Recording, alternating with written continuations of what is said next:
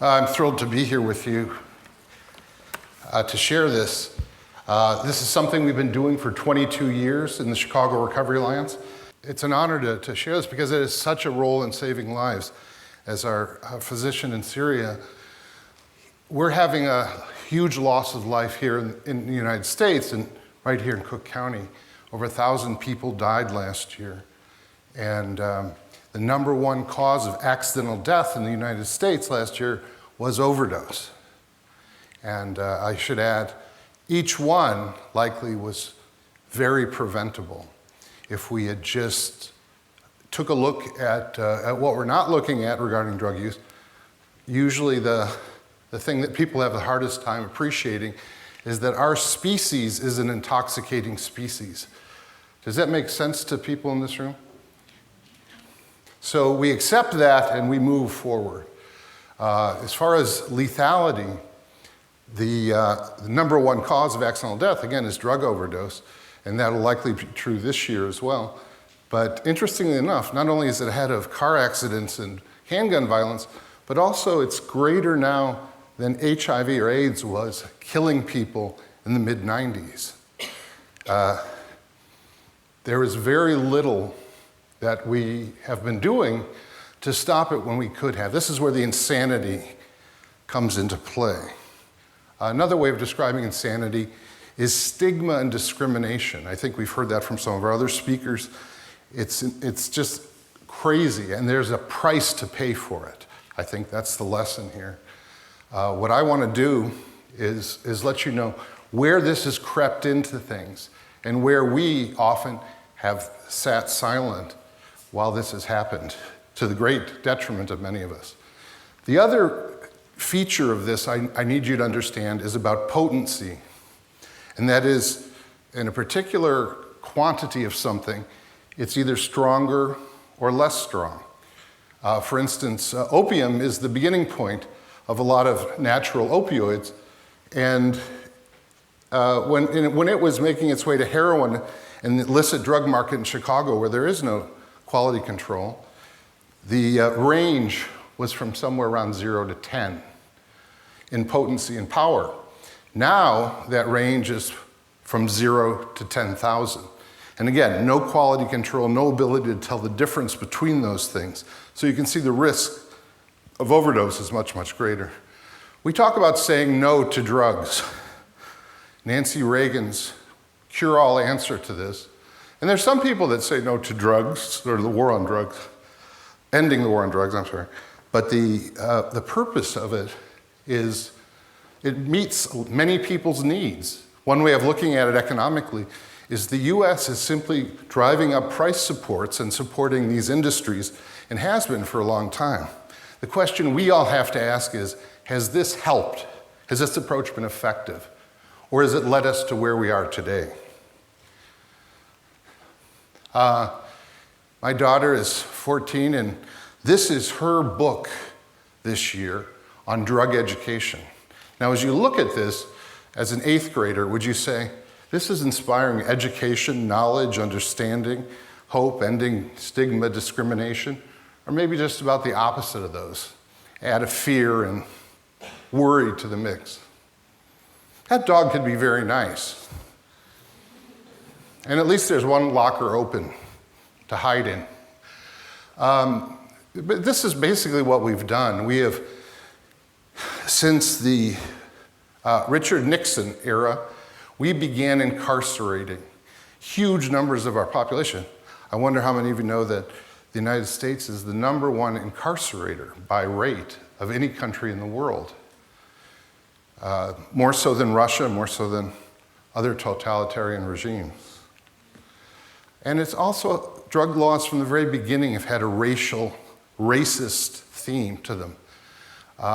People in Illinois, in a Human Rights Watch report in 2000, Illinois incarcerates African American and Latino men and women by 57 times greater rate than Caucasians, despite equal levels of drug use. So and then if you look at what caused a lot of these drug laws to be created, you'll see the the racist intentions, outright racist claims.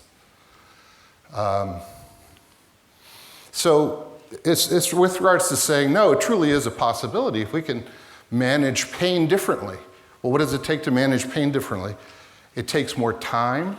Generally, it takes more thoughtfulness, takes more effort on the part of the patient and the practitioner, the medical person.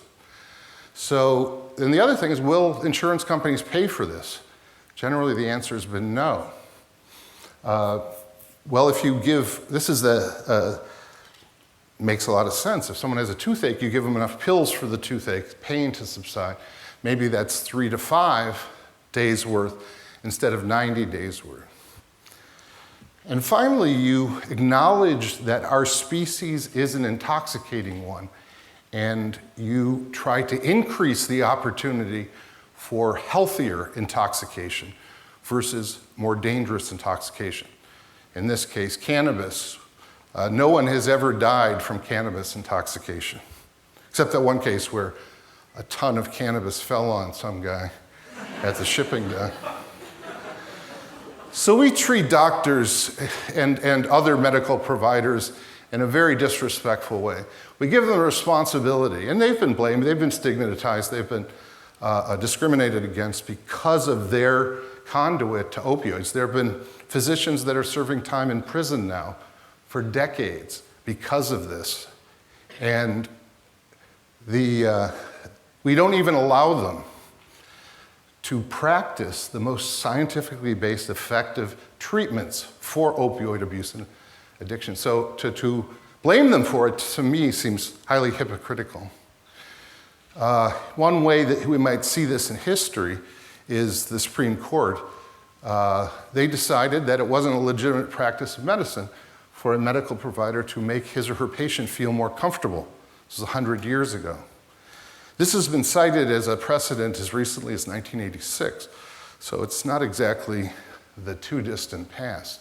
But we act as if this is the current situation. Again, physicians cannot practice that. They can practice something we call prescription drug monitoring programs. And what that is basically you, your healthcare provider, and a police officer in the room. You may not see the police officer. They may just wait till the information is entered in the data about controlled substances. And then they can look at it, they can make decisions about what you do and don't do, what the prescriber does and doesn't do because of that. And how many people knew this program existed? Now in all 50 states. This is the #1 recommendation of the American Medical Association to deal with the overdose pandemic. Well, let's see how it works. I like to call it pressing docs to be malevolent towards their patients. If I go to see a healthcare worker and I'm in pain, I want that doctor to help me with the pain.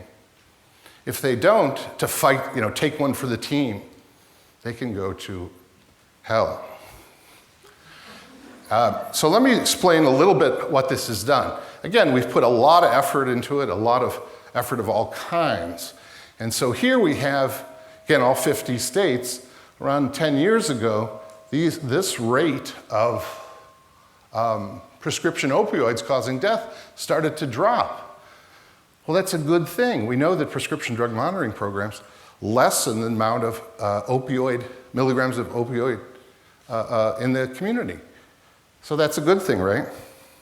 Well, it's good if you only look at this, but if you look down here, at around the same time, heroin, and a little later, fentanyl, the highly potent synthetics, start shooting way up. These are people we call pharma refugees, people that have been alienated from the medical system and going into illicit markets where there's no control of potency.